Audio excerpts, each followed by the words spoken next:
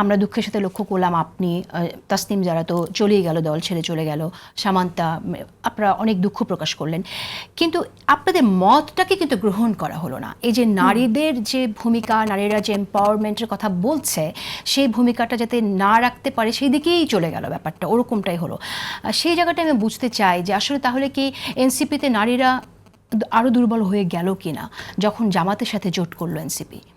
দেখেন, এটি আমি যেভাবে দেখি সেটা হচ্ছে যে এটা তো সত্য যে আমরা সেই 6 জন নারী যারা আসলে এই জোটের মানে বিষয়ে একটু আলোচনা করতে গেছিলাম, তো তখন তো আসলে আমরা এই একটা বিষয়ে কিন্তু ঐকমত্যে ছিলাম যে আমরা আসলে যদি এরকম হয় তাহলে আমরা নির্বাচন থেকে সরে দাঁড়াবো।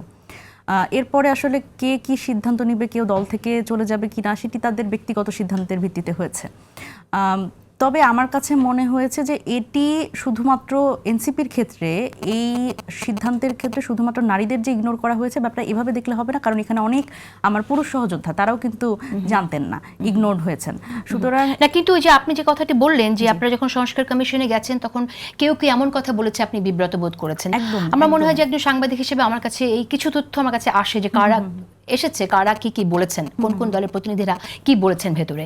তো সেটা আসলে দুঃখজনক যে কারা বলছেন এবং যারা বলেছেন তাদের সাথে যখন এনসিপি যায় সেই জায়গা থেকে আমি একদম এই জায়গাতে তো দেখেন, এখানে তো খুব স্বাভাবিকভাবে যে যেই নির্দিষ্ট দলটির কথা বলছেন তাদের সাথে কিন্তু আমাদের আদর্শিক অনেক জায়গায় অমিল আছে। এবং এই জায়গা থেকে আমি যদি বলি যে একমাত্র মনে হয় আমার দলের পক্ষ থেকে আমি বোধহয় এনসিপি থেকে ঐকমত্য কমিশনে আমি বোধহয় মানে আমি এবং তাসনিম জারা আপু আমরা দুজনই বোধহয় সবচেয়ে বেশিবার গেছি। এবং সেখানে আলোচনায়ও কিন্তু যে দলগুলো আলোচনায় বসেছে সেখানেও কিন্তু নারীদের পাঠানো হয়নি। মানে এটা খুবই গুরুত্বপূর্ণ যে এই যে রাজনীতিতে নারীরা রাজনীতি কম বোঝে।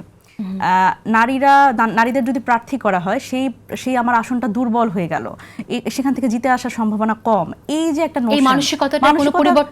পরিবর্তন হয়নি, সেটি আমি যদি বলি ঐকমত্য কমিশনে যারা বিজ্ঞ যারা বসেছিলেন তাদের মধ্যেও কিন্তু এই পরিবর্তন আমরা দেখিনি, বা এই কথাটা তাদের থেকেও আসতে শুনিনি।